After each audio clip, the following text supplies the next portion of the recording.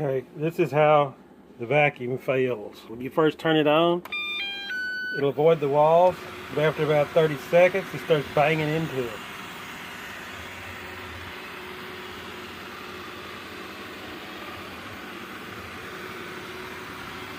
You see now it's failed. You can't see the walls anymore.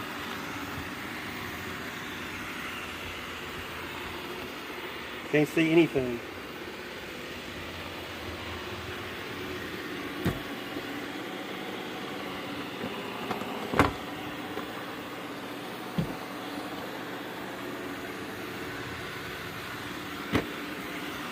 But if you turn it off and back on,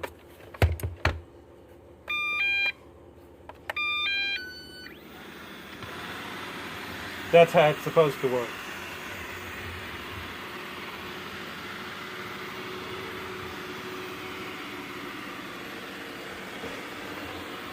Okay, now it's failed. Let's go bang into the wall. Every unit I have ordered has failed within a week or two like this. This is the fourth failure.